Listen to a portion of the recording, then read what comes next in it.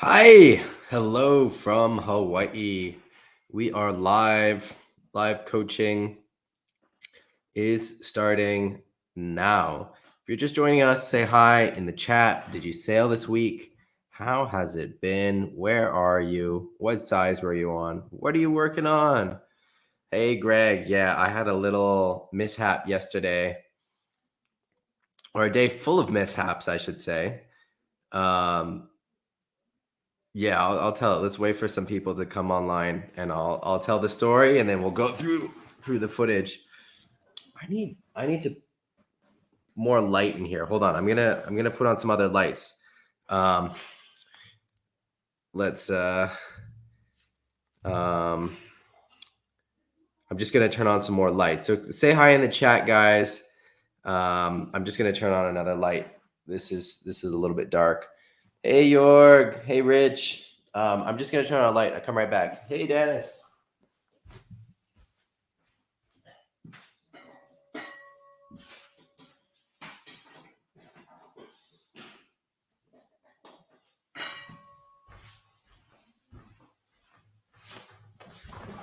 Hey, John. I don't know if that's better with the lights, but we try it like this. Otherwise, I've got to hook up some of my other ones. Hey, Hans. Sounds like you did some surfing, some normal surfing. That's great training for windsurfing. Normal surfing, stand-up paddle, all of those other ways of riding waves, even boogie boarding are really great training. Hey, Rasmus. Teach you about the fundamentals of where you need to be to catch the wave, when how to read waves so you know when they start breaking or not. So surfing is really great training. So good job. I have been sailing. I had a few days at Hokipa that were good. We had two, I would say, above average Hokipa days. There were light wind, light offshore wind with some nice waves. Not perfect conditions, but it was nice, and it was really nice to have those kinds of conditions on Maui, where the waves are clean, the wind is offshore. Normally, Hokipa, I love the wave at Hokipa, but normally it's more of it's a little bit more bumpy than some other spots around the world. The last 3 days, it's been pretty clean, offshore winds. Yeah, and yesterday we had big waves. It was Jaws. Jaws was going off. Hey, Ragnar. Hey, Max. Yeah, I'll get into. Looks like we've got a good crew here, so I'll get into that story before we get into the coaching. So, what happened yesterday was looked like Jaws, but I don't know. From the forecast I saw, I wasn't sure if it was going to be that big, and I was talking with hey Mario. I was talking with other people, some other friends of mine, and Brazinho and Swifty were pretty keen to get out there. And I was talking with Adam Lewis, and he was going to get ready, but he wasn't sure about the swell either. And I don't know. Looking at the maps, like it was definitely going to be big waves, but I wasn't sure if it was going to be big enough for Jaws. And so, I was like, oh, okay, what do I do? And okay, so in the morning, check it out. I get the report. Adam sent me a report, and it was big. It was working. Hey, Dom Dom. So, like the thing with Jaws, if you're not familiar, is that it doesn't break all the time. In fact, most of the year, it's not even breaking. So it breaks, I don't know, 10 times a year, 2 weeks a year. Hey, John. And even when it's breaking on the smallest level, it's not really very fun because it's just a little peak. But um, hey, buddy, what's up? And so it needs to have a certain size for it to be rideable, for there to be a wall to ride. Okay, and it turned out it was that big. And so for Jaws, it's kind of in front of this like cliffy area. There is a beach, there's a river that comes out, and it's this rocky beach. But generally, the way you get to Jaws is, hey Mark, is you take a boat up there, either a jet ski or another boat, and you launch either from the harbor downtown, and it takes maybe about an hour to come up with the boat, 45 minutes, an hour. Or you launch from Maliko, which is a little kind of natural harbor, very little. There's no boats like moored there, but you can launch. There's a boat ramp that you can launch in. And that takes maybe about 20 minutes with the boat. And that's fine. And, I've done that a lot when I've gone up to Jaws, but also I really like to be self-sufficient with it. And part of that process for me probably came about just because I don't have a boat, I don't have a jet ski, and it's not always that I can find a ride with someone or make it work. So when I was younger, I had to figure out a way to get out at Jaws without a boat. And so I've tried a lot of different methods, from going out at the rocks at Jaws, and like just at Jaws itself over the rocks. And there's no wind on the inside, so you have to kind of time the shore break, and it's gnarly shore break. It's like, when it's coming in, it's I don't know, logo high white waters rolling into boulders. It's maybe the gnarliest shore break I've seen or tried at least to go out through. But I've done that before, and you just wait with the timing and wait. And eventually there's a gap, and you just go out, swim out just past kind of where the waves are. And then you're fine. You get to the wind. Yeah, John, that is where they launched a few years ago, and Ricardo got really smashed up. But I think Ricardo made the mistake of not having his gear rigged. I think you want to do it with your gear rigged, and then you just really have to wait. And you're like a crab. And so you've got the gear waiting, and then kind of going down, watching it. And then, okay, there's a set coming. You got to walk back up so it doesn't hit you, and then going down, and this kind of like crab motion. And I was maybe doing that for 20, 30 minutes and then waiting for an opening to go. And so, like I said, I've done that in the past, and it's always kind of scary, but it's always worked as well. And then there's another spot by the lighthouse. There's Astoria, which I think it was the first time that I launched there. I wrote a little story. It's on my website, my personal website, grahamezzy.com. But after that first time, I've launched there quite a bit, and the rocks, and so it's at the lighthouse, are really easy to jump off of, even when there's big waves. At least in one spot that I've figured out. It's hard to get down there though, and the road requires 4-wheel drive. And the last time I tried to go down there, the road wasn't even good enough to go down at all. But that spot is not bad for going in and out. And again, the way most people do it, the easiest way is you just go with a boat or a jet ski. But there is, I don't know why I have this desire, but I want to be able to go in and out there without the help of a machine and be self-sufficient with it. But so anyway, so yesterday, so I get my stuff ready. I go down to Jaws. I'm with my friend Paul, who some of you guys know from the live stream, and carry my stuff down the hill to go out at Jaws on the rocks, rig up, do it like how I've done it before, wait for a gap. It takes, I don't know, half an hour, swim out. And then I'm not swimming fast enough. I don't know what's going on if there's something with the current or what's going on, but I'm not swimming fast enough. There's a wave coming. And so I'm out. Like, I don't know how far I am off the beach at this point. It's this rocky beach. I don't know, 15 meters, maybe less. I don't know. And I see the wave. I'm like, oh, my heart sunk. I'm like, oh no, I'm not going to make it. Over that, I'm still swimming. So I dive my mast under, and I think, okay, if there's not another one behind, I'll be okay. And so dive my mast under, it's okay, passes over me, but there is one behind. And so then the next one that comes, I'm in pretty shallow water, and so I dive under the wave because there's just rocks there. It's just this big wall of white water coming at me, roaring at me. And so I kind of find a little place where I can go under, and I can't hold the gear, and the gear goes up on the rocks. And so then I've got to try to come up. And I've never been in this situation before, which kind of, it scared me. It definitely scared me. I'm not often scared. And one of the reasons I'm not often scared is I've been in so many different situations and I know how they work. But I'd never been in a situation like this where at this point I've been washed in kind of enough where I was in maybe, half a meter of water. So theoretically I could stand, but the water was rushing out so hard, sucking out so hard that I couldn't stand.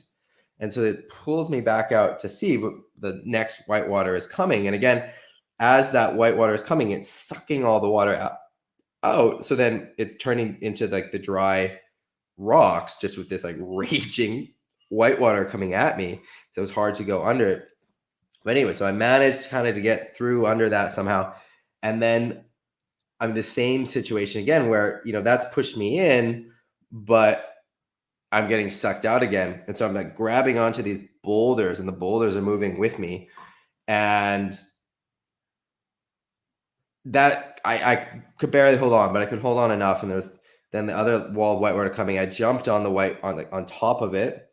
And this is not something that I really recommend people to do. This is not advised, but I have a lot of awareness in the whitewater of kind of where my body is, again, just from doing this so much. So what's really dangerous in that situation is you can hit your head on the rocks or limbs or whatever else, because the whitewater has so much force and there's all the rocks sticking up. But anyway, so I jump on it and I do have a pretty good awareness of how my body is relative to the rocks. I try to stay pretty flat and make sure my head is up and kind of like bounce with my butt along whatever is there. And anyway, I get pushed in enough. I'm able to scramble up, destroyed my sail, broke the mast, dinged the board. The board is fixable. I've got to get it repaired. Okay, so I was like pretty bummed with that. And it's funny with the emotions because I think the emotion I felt the most was probably like shame. I was just so embarrassed that I couldn't do it, which I was the only one trying to do it. So I don't know why I was so embarrassed by that, but I was like, oh, shit. And so I felt like I needed redemption. I needed to go again. So I go home, get new gear, and I had to set up because I had another big board, but it didn't have foot straps or fins on it. So I set that up. And so then with Paul, we're trying to find another place to go out. And so John, did I duck dive the whitewater? In some places I could have duck dived the whitewater, but in some places it was just rock. So there's nowhere to go under it, which is this one of the scary things in that situation. So anyway, with Paul, we drive there's a bay that I used to launch from before. And so we try and drive down there, one of these roads, but the roads have all changed since the last time I went down there. These are all they're not real roads. It's like off-roading in old plantation dirt roads that haven't been maintained. So the rain wrecks them. And yeah.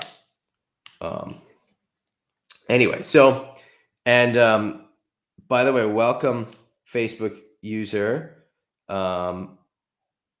About your Oregon session. That sounds great. You've got to allow StreamYard to see your information so I can see who you are. But stoked that you're joining us. So anyway, I can't figure it out down those roads. So I say to Paul, I was like, well, we could try at the lighthouse, which is where I jumped off the rocks before. And the story of the first time I did that is on my website. And okay, so we go try it, and the road is better than the last time I tried it. It's been maintained or whatever. And so we make it down to the lighthouse, and I decide, all right, I'm gonna go. This is my redemption session. Like, it doesn't matter, even if I don't catch a wave, I just have to go. And I've got to walk down this hill, and the paths are all kind of gone. It looks so different than the last time I was there. All the vegetation is different. So I've got to walk down this mountain with hey, Portugal. I've got to walk down this mountain with my gear, and then like across these rocks, and the waves are surging in over the rocks. So I've got to wait for like a little lull in the waves and then go over the rocks to get to the other like massive rocks, dry rocks. Which I've done all this before, so it's kind of scary. But again, I'm in familiar territory, so I'm like on autopilot. My body knows what to do, and so they rig on the rocks, and then I've got to kind of wait for the right timing with the waves, and then kind of like a crab again, kind of scuttle down and then jump off. It's like maybe 2 meters from the rocks into the water, and then swim out a little bit. Hey, Dana Miller, nice to see you. And Rasmus, yes, it is the same place that Robbie launches in RIP with who does he launch with? But I'm not launching, so they go straight off the rocks, which seems absolutely terrifying. So you guys can find, I think RIP is on YouTube, and I'll try and find the clip where they go off there. But they go off like, so if you've got the point, they go off like right off the point, which seems terrifying because the waves are coming straight in there. What I'm doing is I'm going off on the upwind side, and then I just jump in. And you just wait for the waves to pass and then jump in over the back of one with the gear. And it's really easy. I've done it, I don't know how many times I've done it now, 6, 7 times. It's not so hard. Yeah, Dum Dum. I reread Barbarian Days last year. Yeah, some good stories in there. So anyway, so I get in the water, but the problem now is it's late. So the sun goes down, like down the horizon at 6, and I get in the water, it's like 4:30. And so then I've got to sail upwind to Jaws, and the problem is I'm not moving very quickly. I'm like slogging. I'm not planing at all. I'm on a 5.0 with a 95 liter board. I destroyed my 5.2 and on the rocks at Jaws earlier. And hey Fabienne, and so I'm slogging up, and everyone is leaving Jaws. It's like kind of the end of the day, right? Everyone's leaving, all the boats, all the jet skis are leaving, and they all see me going up. And to their credit, I think it's quite commendable for them. They all kind of stopped by me and said, "Oh, are you okay? Do you need help?" I said, "No, I'm good. I'm going up to Jaws." And okay, everyone's passing me. I get up to Jaws. There's one jet ski still there, but they're just packing up. They were tow surfing, and at this point, it's already 5:30, and I told myself that I would turn around at 5:30 because I've got to make it back down to Hokipa, where then Paul was going to pick me up, because it's hard to. So those rocks, they're easy to launch from, but it's hard to come in there, right? Because I'm jumping like 2 meters down off the rock, so it's hard to come up. You can come up there, which I have done before on smaller days, but with a surfboard, not with all the windsurfing stuff.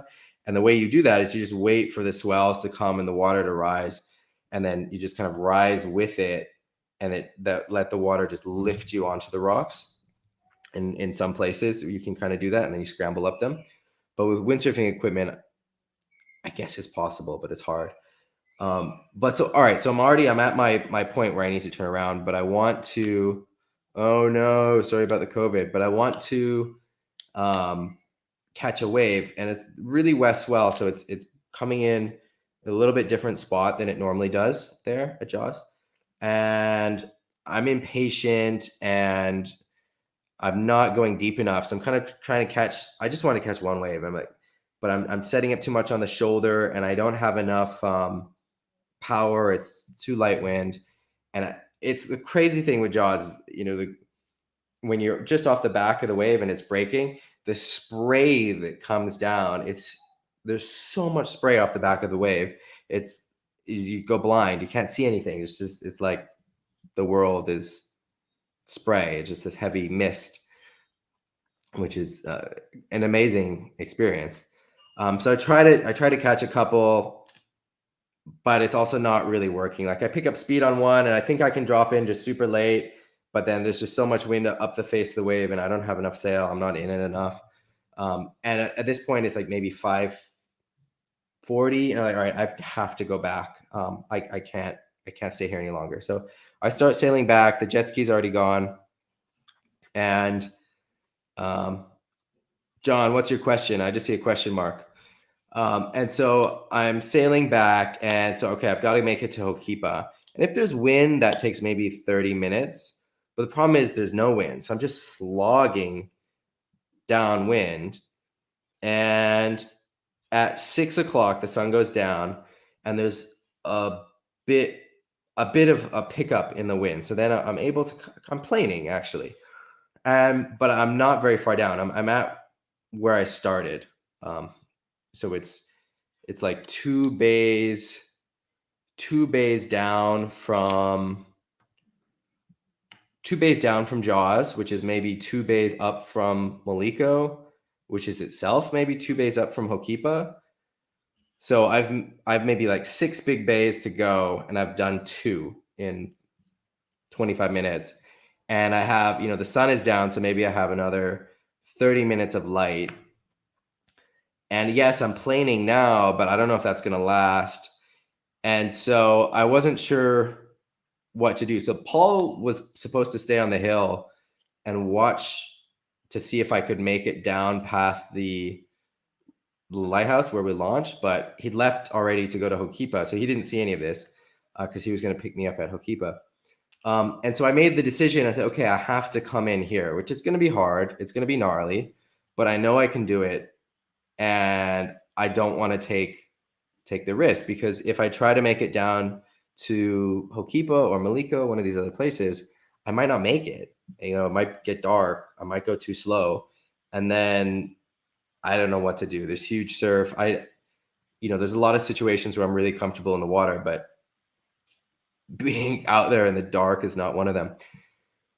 So, okay, so I sail in as far as I can, but then, it's all these cliffs, right, into the bay. So then the wind dies, and so I de-rig in the water, put my stuff on the board, trying to go as quick as possible because I really want to race the light, because I need to get in before it's dark. And so I've got maybe, 25, 30 minutes of light, whatever it is. And so, okay, get the stuff on the board. I start swimming. I try to paddle on top of it, but that's not really working just with all the gear on the board. So I'm swimming and pulling the board with me. And this is important knowledge if you're ever in a kind of a similar situation. Whenever you're trying to get in somewhere and there's breaking waves and not breaking waves, you have to be in or near the breaking waves, because where it's not breaking for a reason. It's probably deeper there, and the water that comes in has to go out, right? And so often, if you have a bay or a situation where you see breaking waves and then an area with no breaking waves, that's where the water is going out to sea. And if you're trying to swim against that, you're never going to beat the current. One of the number one rules of the ocean is you're never going to beat the current. The current is always going to win, and you can't swim stronger than the current. That's how people die at sea. So, but what that means, and I know is scary sometimes, is you have to come in where the waves are breaking. And so, okay, so I've got my stuff, and I'm like as close as I am to it, because the waves kind of come along the rocks there. And so getting kind of pushed by them in, but staying away from where they're just breaking. So I'm like kind of just a little bit left of the peak, because guys surf there sometimes. It's not a great wave for surfing, but the wave kind of breaks like into the rocks, and you've got to like ride the left, otherwise you just go into the rocks. So I'm trying to do this as I'm swimming, and I've got my board, and I did it fine. I was a little bit worried that maybe I would get washed up on those rocks. And the beach there is all rocks. It's all rocks, but there are rocks you don't want to come in on there. And so I managed to kind of come in enough, and I'm in the middle of the bay, and then the white waters are hitting me from behind, and I'm able to kind of like a little bit on my board and just riding those in, make it up this little rocky beach, K Bay. And luckily there were some people there, and they were stressing. They saw me. They were like, oh, Yeah, we already called 911. But it was fine. So I made it back in, and then I had to find Paul and my wife, and so I went to Hokipa where we were supposed to meet, and they weren't there. But they were really stressed, and I didn't have my phone or anything. I'm still wet, and so then I got home. Mario, no, I don't. I didn't have my board attached to me, so my um, I put my boom. I tied the boom with the outhole line to the back strap and laid it on the board. I put the mast through the foot straps so that it was kind of lodged in there. I kept the extension on the board, and I lost the sail actually. So I had the sail rolled up and on top, but when we were rolling up the sail in the water, it's really hard to get a tight roll. I've had to do this kind of emergency derig before and managed to come in with everything. I once I was getting totally pounded. I broke a plastic piece on the universal, so not actually the joint, but something on the universal once, and I had to de-rig and managed to get all this stuff together and tied together while I'm getting work. I don't know how I did it, and somehow managed to come in with all my gear. But this time I lost the sail. It was an old sail, heavy use. I'd used it a lot, but yeah, I couldn't keep the sail. Anyway, then made it in. I was super lucky that those guys were on the beach. I mean, I would have been fine if they weren't, but it was really lucky because then they were able to drive me, and that was really nice. So that was a bit of a mission, and it was a frustrating day for me, especially when I see all the nice rides that people were having. Next time, I'm just gonna go with a ski. It's just easier. But at the same time, I do I don't like feeling like I need to rely on the boat or the ski. It's important to me that I can handle it on my own, even if it's hard, even if it's rough. But then I know, okay, I can come in these random bays, or I can go out in them. And I've actually had to come in there once before after Jaws, but that time I didn't have gear. Anyway, so that was my day yesterday, which was, yeah, it was interesting. It was what I took some notes about it. I've got to go through them and see.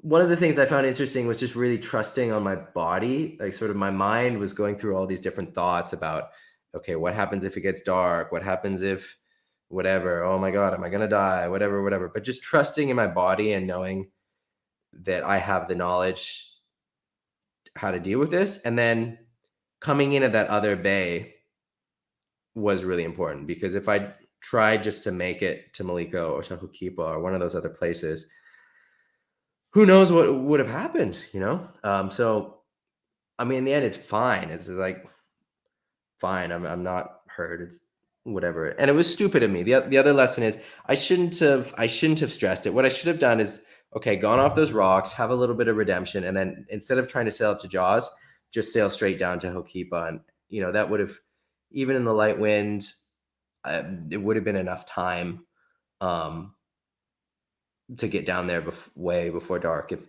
launching at 4:30 or whenever it was when I just went off the rocks, and then that would have also been kind of a little redemption. But anyway, let's move on to the coaching. I think we've got a lot of good topics. So I'm gonna load up the Facebook group, and let's just get into it. So here we go. And you guys know how this works. Ragnar, no, I don't really have any scratches. I kind of hit my shin on the rocks when I was first going on at Jaws, but it's okay. It's just a bit bruised. All right.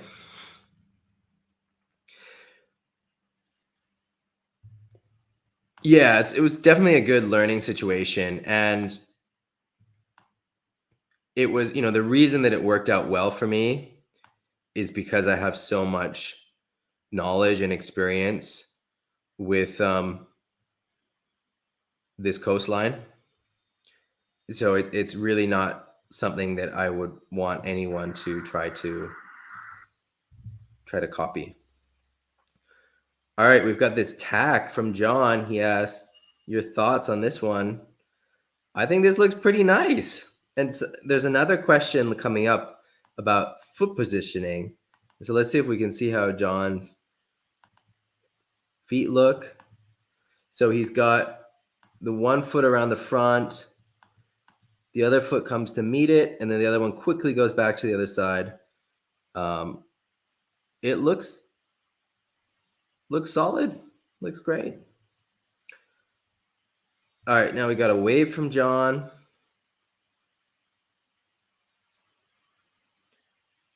All right.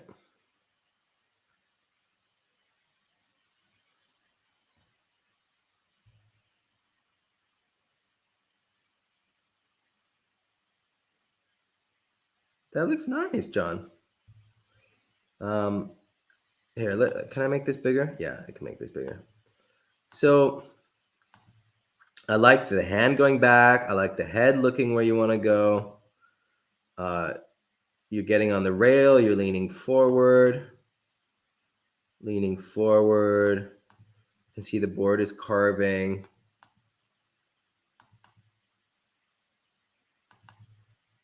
Coming into the whitewater. Getting that high five position.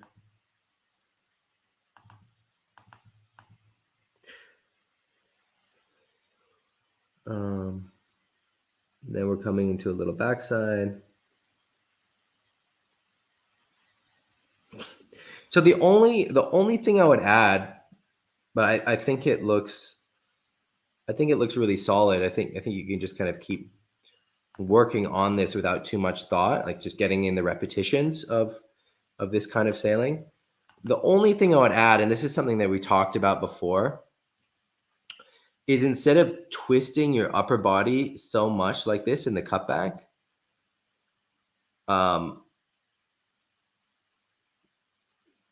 let the wave do more of the work for you and keep your body more straight.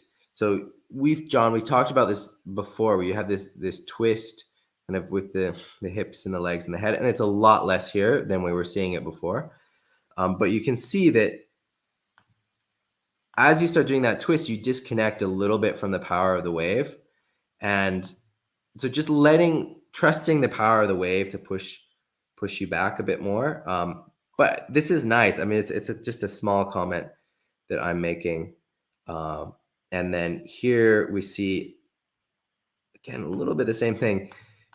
So I want to see here you're trying to use your body to do the turn. I want to see more of the wave do the turn. But it's difficult because it also looks like the wave is kind of not very powerful here. But just sort of really trying to find that power from the wave rather than from your body. It's difficult. You say in the comments that it's really onshore. Sometimes in that situation, it can be helpful to move this hand more aggressively. Sometimes not. Sometimes in this kind of onshore conditions, you do want to keep that wide grip to have more control. So it's good, I think, to experiment with it and be conscious of the hands. The other thing to say, and this is actually probably the most important comment, like the other stuff matters, but it's also something that you get with the repetitions. You start to being more aware of it. So it starts just with that awareness. Okay, I need to be aware of letting the power of the wave push me back.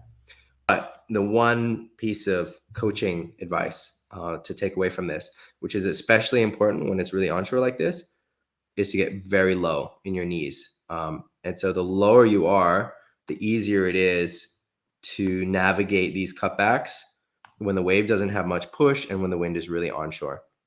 So get really low in the knees, like really, really low.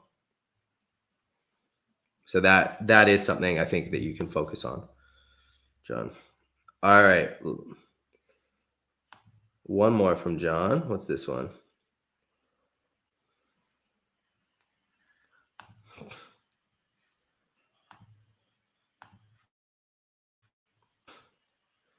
Looks nice. I like how active you are here.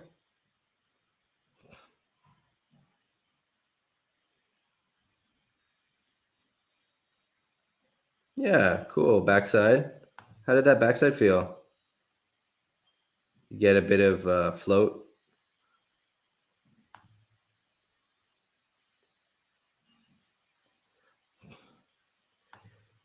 I think this looks solid.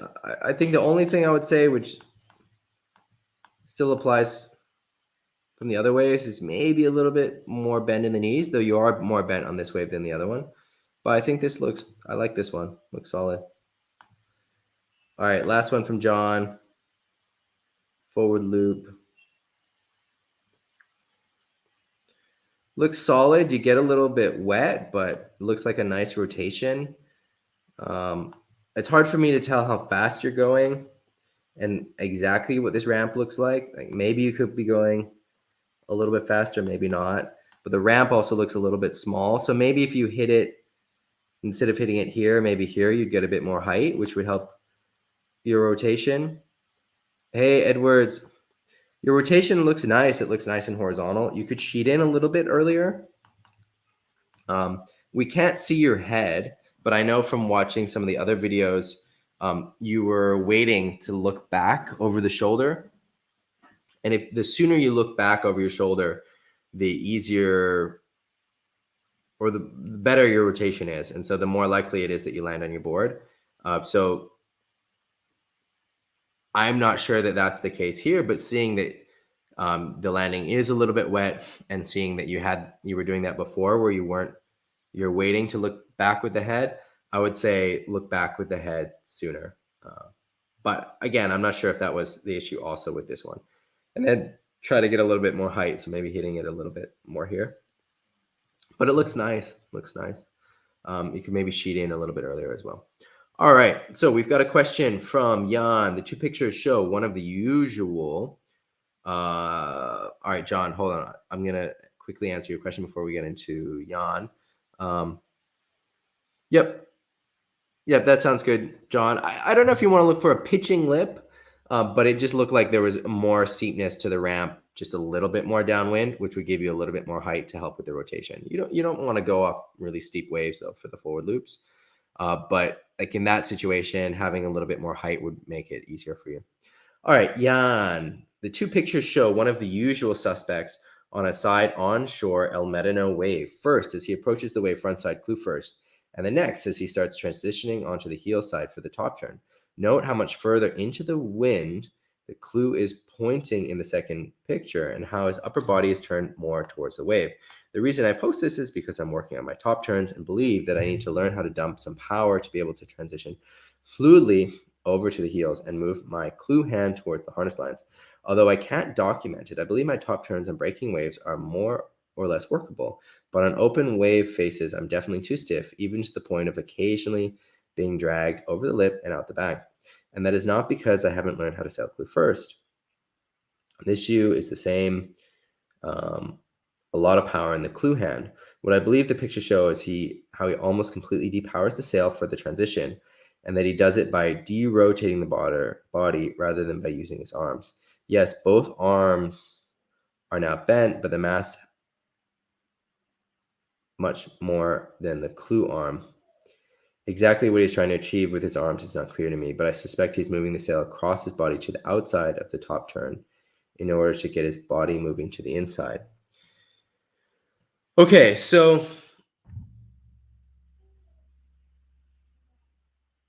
there are lots of points here, Jan. So let me just start talking.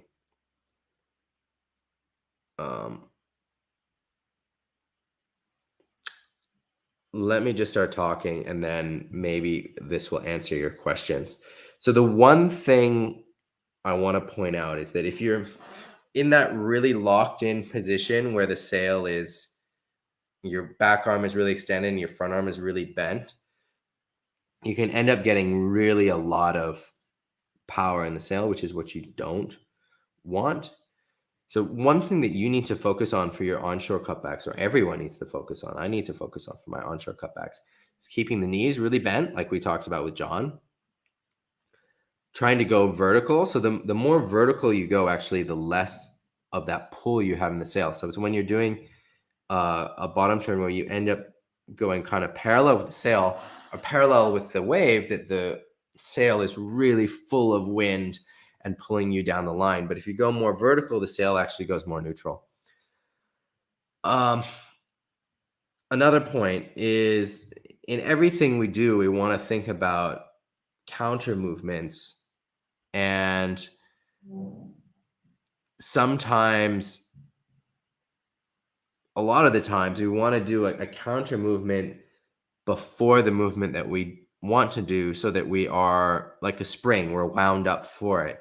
And the cutback is a good example of that. So if we're going to come up to our cutback, we want to kind of wind up a bit and move the sail in the opposite direction and our body in the opposite direction, so that then we can throw it into the cutback. We can push harder in the cutback. So I'm not 100% sure, Jan, on the terminology when you're talking about moving the sail across the body, if that's what you're describing. It kind of sounds like it is.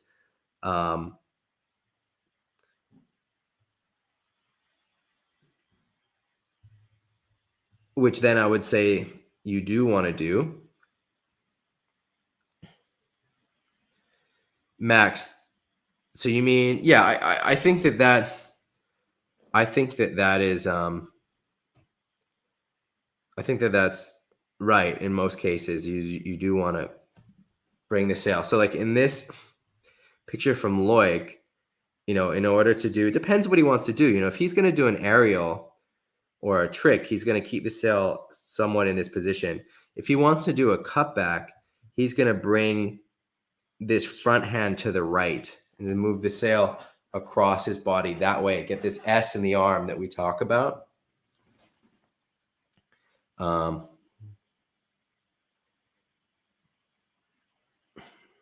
So does that, I don't know if that answers your question, Jan. We talked about a few different points here. Can you clarify, if you're in the chat, can you clarify a little bit more if that answers your question? Otherwise, we can continue this discussion in the Facebook group. All right, moving on. Kartian says, during the transition phase of attack on a small board with the front foot wrapped around the mast base, do you move the back foot just in front of the front foot, toe to heel, or do you move the front foot early enough for the back foot to replace the front foot just in front of the mast base? Does anyone have a good YouTube clip? Yeah, so I'm going to show some clips. And then what I wanted to add is like the sort of ultimate fast tack, which I didn't find a video of this. I'll look through my videos and see if I have one. Is you're actually just jumping from side to side without doing the foot pivot.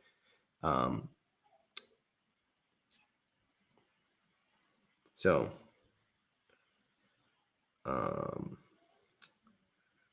let's load a video. So how do I load this video?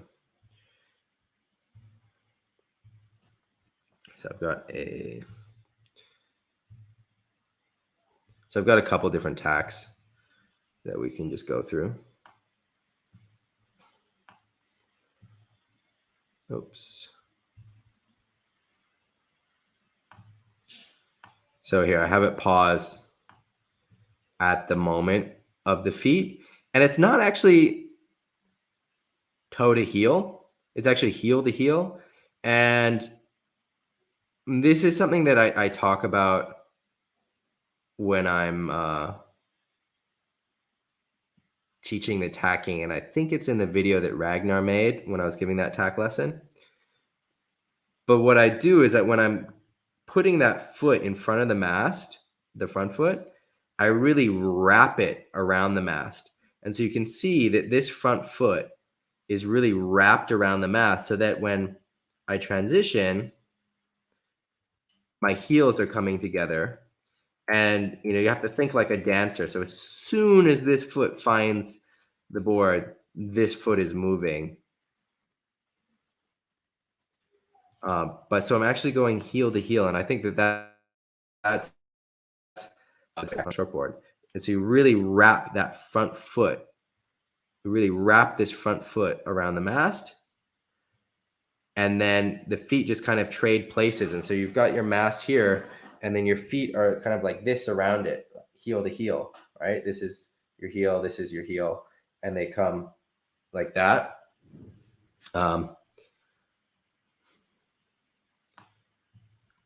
I've got another, oops, clicked the wrong thing. Another one, where is it? It is here. So this is just a little bit of a different angle.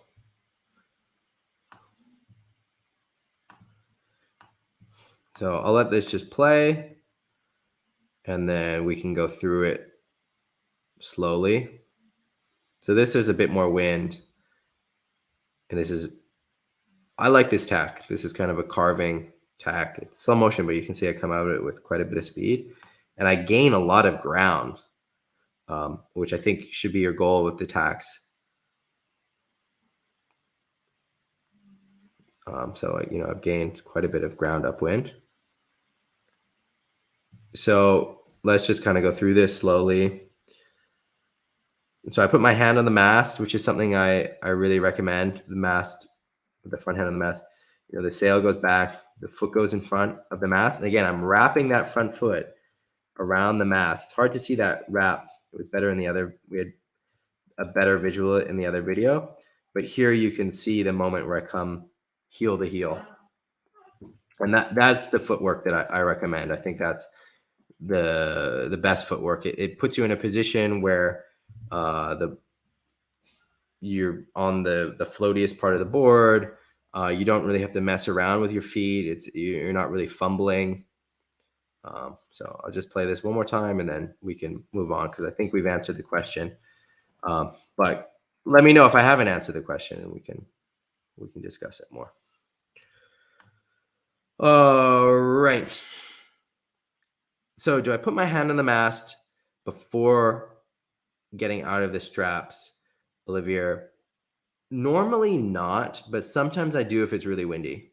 If it's really windy, I might do that to have a little bit of control.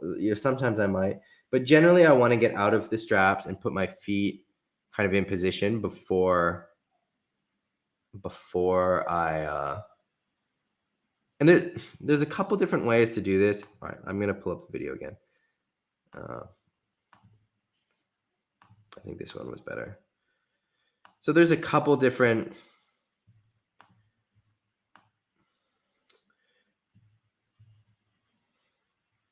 Oh, this one starts kind of late. Anyway, so we don't actually see the moment. That's fine. Yeah, I think you want to come out of the straps. You have to do what's comfortable for you, and I think I do both. And so it depends on the conditions. If I feel like I want to have my hand on the mast first, and that gives me the comfort, then I'll do that. I think often I'm coming out of the straps first, but you have to do just whichever is comfortable for you in terms of that. Which you do first. Okay, so moving on. So Carton, does that answer your question? So we've got a YouTube video about warming up. So Jakob, I didn't have a chance to watch this, but I will check it out. I think warming up is important. We've got some funny comments here. Got another video from John. John is showing off that he got his new camera set up, which is great to see. Hi. Yep, very important to check your ropes. Check your in-haul, check your out-haul. Very important. You don't want these to break while you're on the water.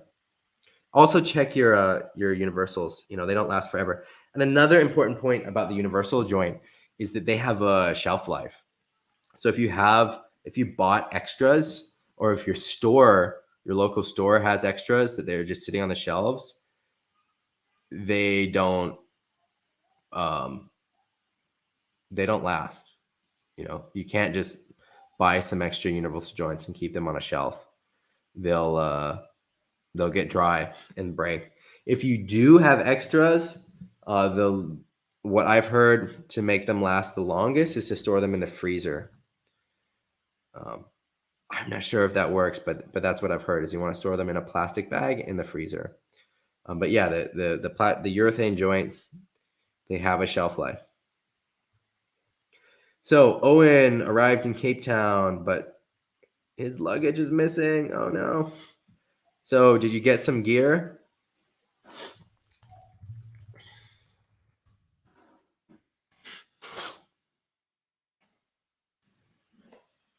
Rasmus, I have not used the kinetic joint. You're talking about the one that has it has a mechanical joint in one direction, and then it also has a urethane joint. I don't really know what the point of that is. What's the point? I'm not saying there isn't a point. I just don't see the point. I'm happy with the urethane joints. All right, Matthew is saying, keen to hear from anyone traveling to Maui soon from a non-US destination who has managed to work out the special COVID requirements, in particular the pre-travel test. Okay, Matthew. Oh, the rubber joint you're talking about. Because Chinook also makes one where it's a urethane joint and a mechanical joint. It's like a combo. If I do this, do you guys see it?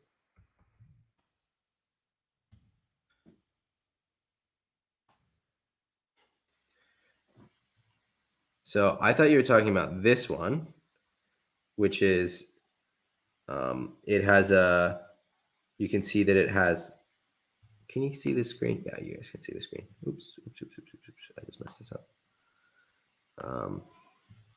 So it has a urethane joint, but then it also has a mechanical joint. Oh, interesting. So they recommend it for foiling. Yeah, I don't know what the point of that is. But you're talking about the rubber joint. They also make one that's purely mechanical, right? This is a purely mechanical joint. And then you're talking about the big rubber one, which is this one. And I've never used these. So I don't know. Yeah, it's interesting. Interesting to hear that they last long for you. Um,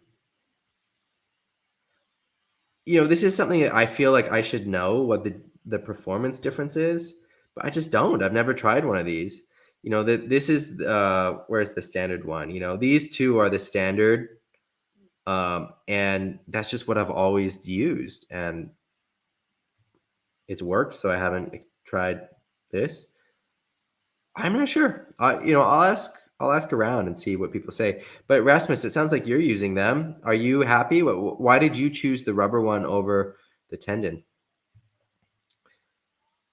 And then while we're waiting for your answer, I'm going to answer Matt's question. So, Matthew, where are you coming from? Where are you coming from? Because if you're coming to Maui, it is a bit tricky, but it's not. Yeah, it's a bit tricky, but there's some things you can do. So if you were vaccinated in the US, it's really easy. You just upload your vaccine documents, and then Hawaii State recognizes them, and you don't have to do the quarantine. And you do have to do all that stuff online. There's like a portal, Hawaii travel portal, and you have to put all your information in. And then when you're in the airport, you have to go and see someone. There's like an area for this, and then they give you a wristband and check you off, and then you don't have to do the quarantine when you land on Maui. If you were not vaccinated in the US, The rules don't really make sense, but um, from experience of people who I know, if you do a PCR test within a day of when you're traveling, and um, upload that plus your vaccine documents, they should. Well, I don't know if they should. I don't know if it's a matter of shoulds, but in the experience of my friends, they were able to get the exemption, and you see that ahead of time. So you see that online, it says documents verified or check mark or whatever. If that doesn't work for you, then what you need to do is do a test in the airport, and it's expensive, but it takes whatever 15 minutes till you get your results. And the hard part is just getting a scheduled appointment. And even that's not that hard, but the problem is with the way that the flights are to Maui, they're not it doesn't fit that well with the flights, because if you're like often like when I'm coming from Germany, I stop in San Francisco and I maybe have an hour and a half, and then I've got to then catch the flight to Maui, and there's not a later flight, and so there's not really time to do that test in the airport because you've got to clear customs and all that stuff. But what you can do, and this is what I did before the most recent program with the Hawaii changed, is I did an overnight in San Francisco. So where are you coming from? Were you vaccinated in the US? All right. Anyway, so John, yes, I'm using the polyurethane joints. All right. So we've got some footage from Caro, and she sent me the file. So I also have the file. So I'm going to open up one of the videos that we were looking at the last time.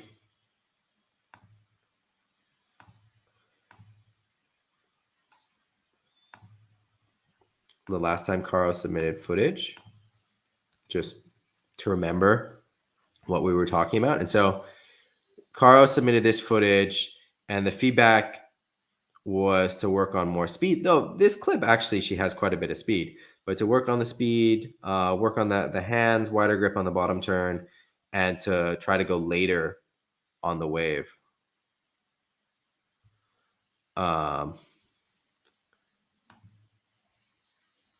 All right, so that was the clip from last time. And now let's check some of the new footage. So let's, I guess I have to open just each of these individually. Well, here, actually, what we're going to do, just for the sake of, I think it's easier if we watch it in Facebook, and then I'll go to the clips when we want to analyze one of them. So these are the new clips from Caro. And she's going later on the waves. We can see that she's working on her speed. So I've got a little comment on that one, but we'll come back to it. So I like Caro. I can see you putting in what we talked about. So like this cutback, for example, is a good example, where you're turning on the part of the wave where it's steep and it's breaking. You're making some connection there. So I like to see that. I like to see these whitewater turns too. And then this looks like another day, and it looks like even better. I really like it. So this is a really good example of what we were talking about and trying to do, where you're coming up to the wave as it's as it's curling, you're in the pocket. This timing is right on. You're right in the pocket. So this is exactly what we're talking about. And you can see sort of how effortless it is, how little you need to do with your body when the timing is right, is you're just sort of working in the wave. And I want to know how that felt. How did that feel, Caro, this turn? And yeah, tell us about your experience with it. But this is exactly what I wanted to see after seeing the other footage where you were going very early. So I'm really happy to see that. All right, here's another clip from the other day. Again, going later. And so this wave's a little bit funky. It's kind of flat. But coming up later, and then you're able to get, so even though the wave is kind of flat, because you're coming up later, you're able to get a dynamic turn, carry more speed. And the wave closes out after that. But I really like to see these whitewater turns. And again, I like everyone to do whitewater turns. Whitewater turns are a great way to train, to practice getting the high five, just to get more practice for every wave that you're on. So solid work, Carl. I really like this first turn where you're sort of effortlessly picking up speed. Yeah.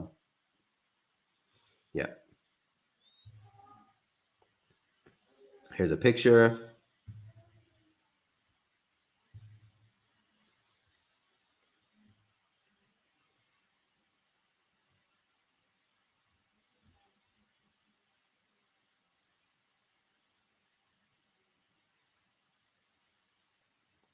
So is that the first one that then I wanted to talk about? If not, it's very similar.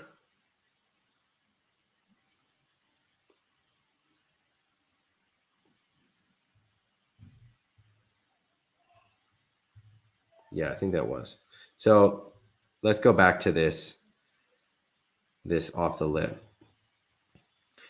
I don't want to give you too many notes, Carl, because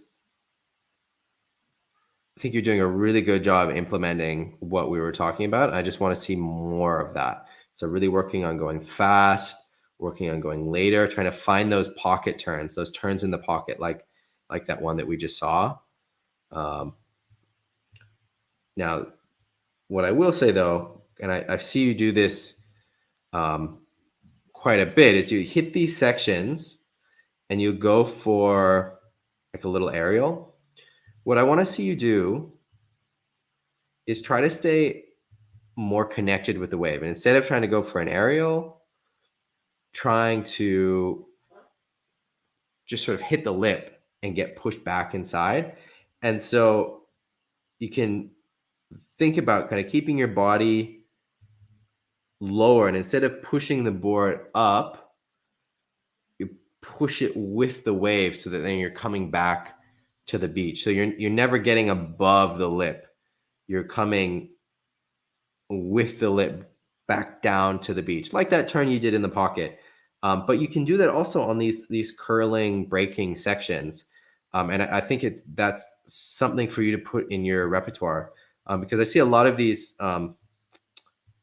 aerials, and which are cool. Don't stop going for the aerials, but I want to see some different approaches to sections like this, because these are great sections for hitting, because you can really get the timing right. This is something that I talk about looking for in the coaching a lot, is looking for these corner sections and where you're sailing into this corner, because it's great. It's really easy to get the timing. And so you can practice getting these off the lips and high fives. And so just think of hitting that back to the beach rather than up into the air. And that's kind of it. Otherwise, I just want to see more of the same. I want to see more turns in the pocket. Let's go back to that pocket turn. I like that one so much. That's this one, I think. Trying to go faster, really work on that speed. Yeah. You can see this connection with the power of the wave. I can see you accelerating through this turn. You're not slowing down. You're coming out of it fast. You're keeping your speed. And I know there's a lot of pressure on the board back up on your body. Yeah, this is great. And so you can do these also in the lip, just like this, rather than going for those aerials. Boom. So good work. All right, moving on.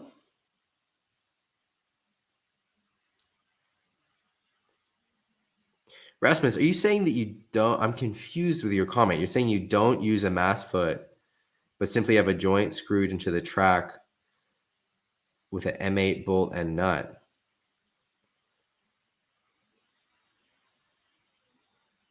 I don't know what that means. You mean you don't have a track? You just have you just screw the base into the board? Hey, Alessandro. All right, next up, we've got this question from Leonardo. He's got a Goya Custom Thruster 86, and he's having difficulty getting a nice carving cutback. He's not the one in the pictures. This is Ricardo, but the pictures are just for reference. And I made the mistake. There's a lot of comments in here. And when I started commenting, I thought he was on a quad. And so some of my comments were about quad setup, but I think I edited my comments to reflect that. And we had quite a lot of discussion in here about fins and different kinds of fins. Fins matter. Fins make a big difference. And yes, the fins that come with your board are going to be fine, but they might not be perfect for you. And experimenting with different fins is going to pay huge dividends. I use the K4 fins, and I really like them. I think they're good. They're cheap. They're light, so you can experiment with them. But you know, my point about experimenting is not limited to just the K4 fins. It's any fins, and I think a lot of the aftermarket fins, whether it's K4 or Black Project or maybe some of the higher end Maui Fin Company fins or whatever it is, are often going to be better than the stock fins that come with your board. That's maybe not always the case, but it's pretty good to experiment and try, because if it is the case, it's an easy way to make your board better. And it's a lot cheaper than buying a new board. And let me tell you, fins make a huge difference. If I have a board with fins that are slightly wrong, I find it almost impossible to sail. If they got the sizes wrong or if they're in the wrong place. Fins are huge, and we have different preferences.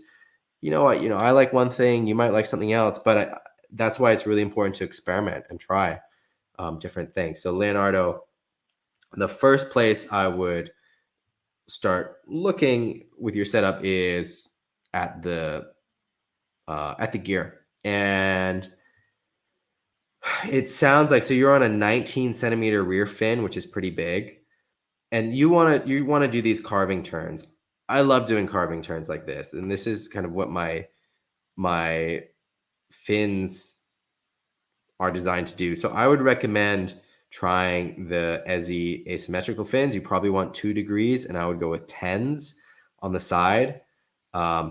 And for the rear, I would probably go with an 18. I think I say 17 in here, but that was when I thought you were on a quad. And then even 17 is big for a quad, but I thought you were on 19 quad fins. I was like, oh, that's huge.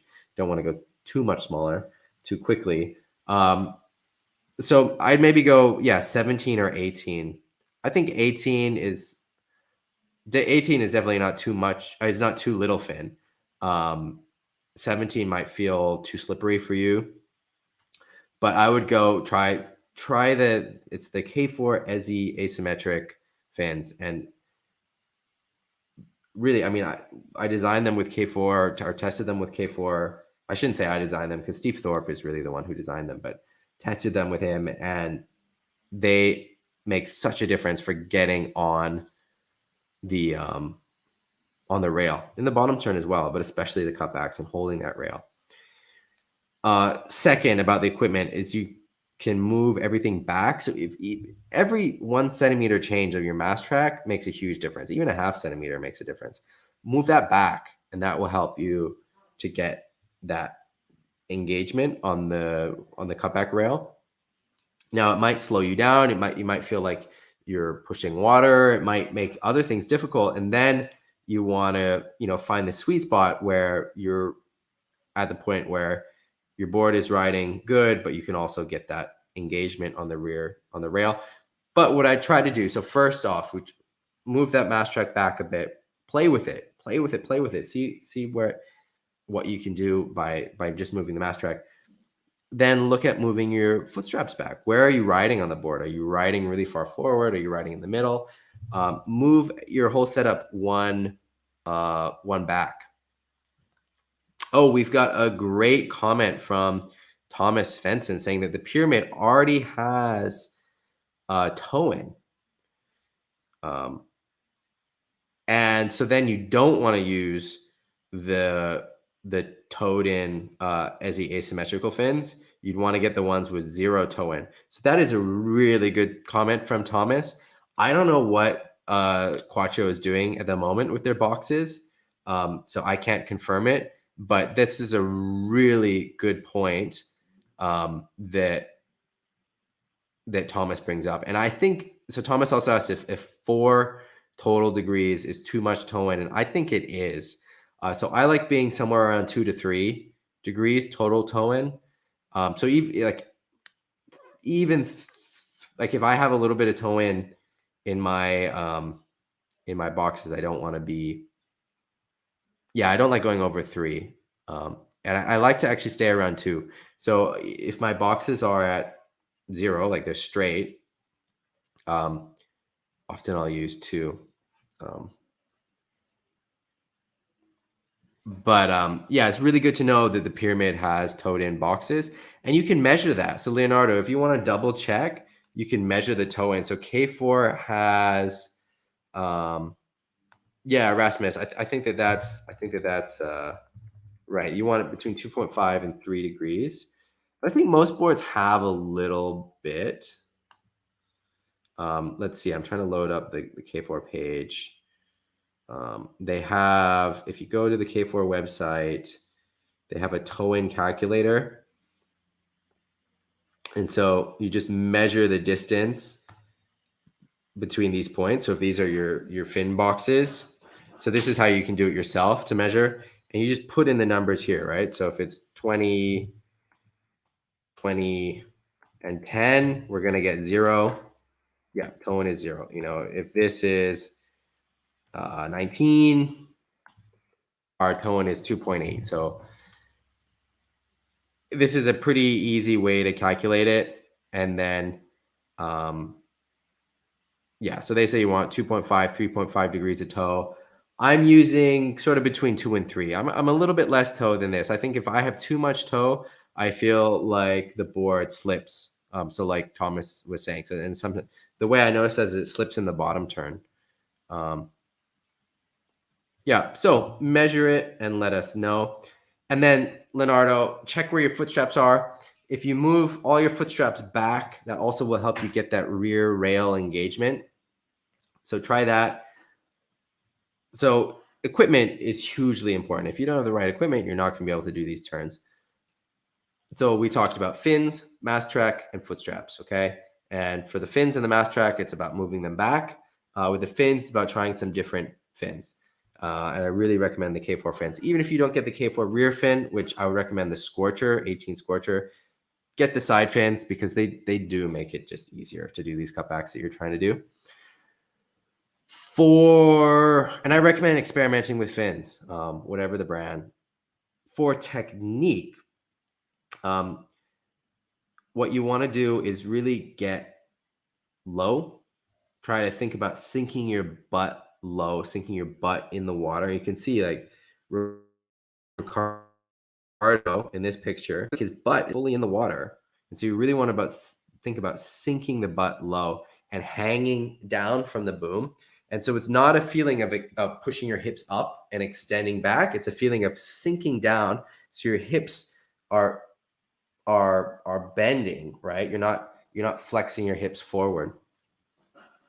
Sinking low, hanging from the boom, and then levering the board with your heels to get on the heels, and then you're pushing the board on the rail, and then that's the first step. And even just doing that, you'll do a nice turn. But then the next step is to think about driving that board in a radius.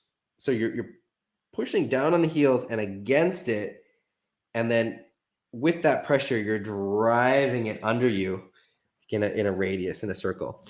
But the biggest thing, Leonardo, is getting the butt low, bending your knees as well, but butt low, hanging from the boom, and driving on the heels. And that will help get that rail engaged. So really getting the butt low, hanging from the boom, and then getting those heels. It's like toe side, heel side, like in snowboarding or something. And so you're not trying to turn the board this way. You're just turning it this way, right? So you're not trying to turn like this. You're trying to turn this way. Rasmus, I have tried the AI fins with the 70/30 profile. And for Hokipa, for down the line conditions, I still prefer the standard Ezzy fins that we've had for years. And I don't like them too stiff. So there's like stiffer plastics, and I like the ones that are not as stiff. I think the stiffer ones slide a little bit too much. They don't hold as much as I need them to on Maui.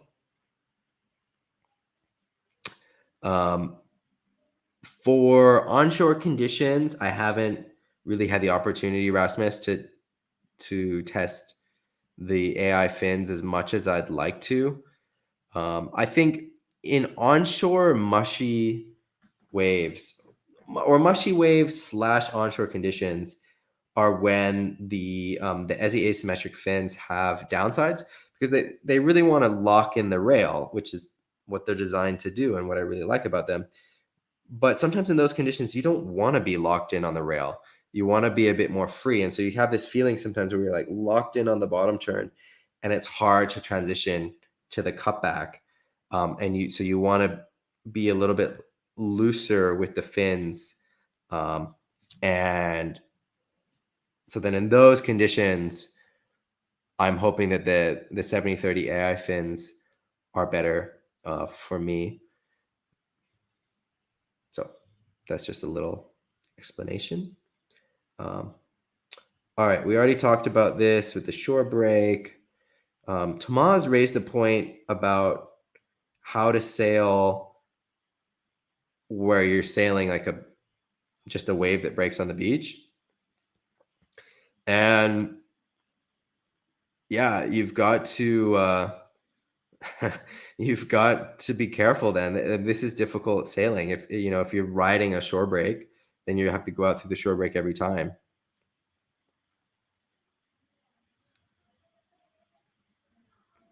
All right, answering some questions quickly. So Tavi says, I just measured my latest Pyramid 76, and this one does not have toe-in. Might depend on the year and size. Whew. Okay, Tavi, thank you for this knowledge. We're figuring out about the Quattros. Interesting. So Leonardo, you've got to measure. Everyone's got to measure, and it's easy to measure. You do it super quick. Christian says, hanging from the boom, getting your butt low, pushing on the heels, all sounds good. Do you think they'll come in different materials, i.e. a softer plastic? Oh, for the AI fins. Yeah, this is something that we talked about with Steve. And I think the AI fins are in the pretty stiff plastic at the moment. And I think they were going to make some softer ones.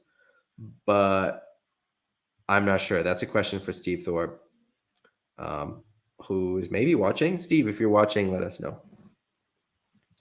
All right. We commented this about going out. All right, we got this question about sail size. Hey all, it's been a while since I posted. Lots of snow in Norway in December and early January, and I temporarily swapped my windsurf board for cross-country skis. But went sailing yesterday. 3.6 75-liter board was way too overpowered. I've been contemplating getting a 3.3, but it got me thinking: does that make a difference? It says it's like the size of an A4 paper. Am I missing something? And as in the comments, what they say is yes, he is missing something. 0.3 of a square meter is more than that. Let's see what the comments say.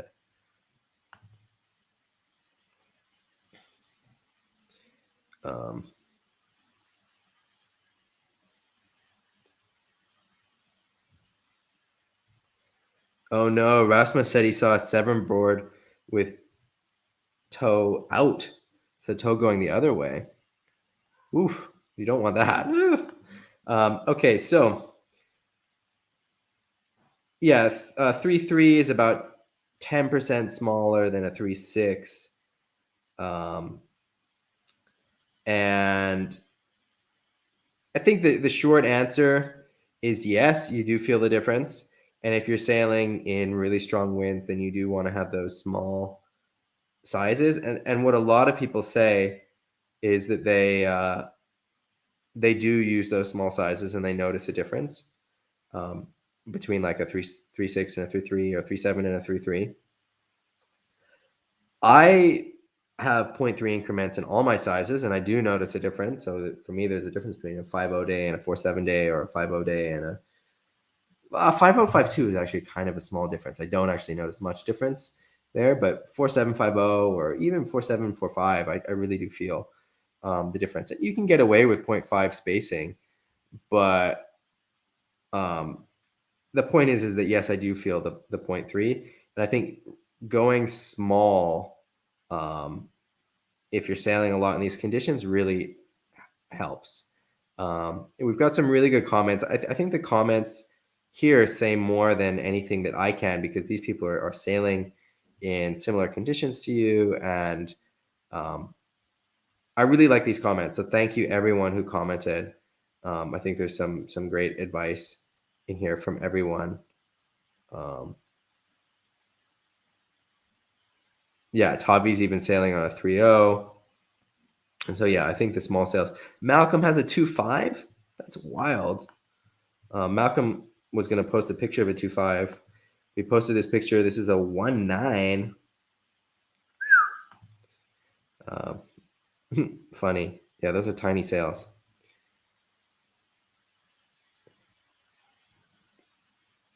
Yeah, so I think going small, you want to have a comfortable small sail. It can be hard to find a 3.3 that feels good, and then you want to work on the rigging to get it comfortable. But if you have enough wind, you want to have that 3.3. So yeah, I definitely do notice that difference. All right, we already talked about this one, and just like that, we're caught up. Wow. So Ragnar says, energy is the square of the velocity. So you need less distance between a small sail sizes and larger distance between large sail sizes. Yes, that makes sense. And also just in terms of a percentage change, with the big sizes, it's a smaller, like a half a square meter is a smaller percentage change. So definitely. Yeah, and what Max says is also true. You don't want to rig small sails really flat. What I've been doing the last couple of years, which actually I don't really recommend, which is kind of opposite of the advice, is I haven't been using a 3.4. I've just been rigging my 3.7 really flat. But I'm on the heavier side. I'm like 90 kilos, and that's worked for me. But that isn't to say that I don't feel the difference with the 3.4. It's more just I can make the 3.7 work, and it's out of convenience of just not having to worry about having the smaller sail. But yeah, you don't want to rig the sails too flat because then it's just twitchy and it's off and on and it just doesn't work. Yeah, but anyway, it sounds like 3.4 is good for you. We've been doing some testing. Like I was testing some sails, trying to find some solutions for these small sails, and we've got some interesting things that maybe we'll come out with next year for the small sizes. Anyway, it was a great stream. Thank you everyone for joining. I'm gonna go check the conditions. I don't know if it's windy or what's going on Maui today. We've in this kind of like variable wind setting. This waves are still really big, but I'm gonna try and get in the water. I think it's not big enough for Jaws, but maybe somewhere else. So I'm going to sign off. I'll see you all next week. I'll see you in the Facebook group, and I look forward to hearing your stories next week, Sunday. Hope you can get on the water. All right. Take care, everyone. Bye.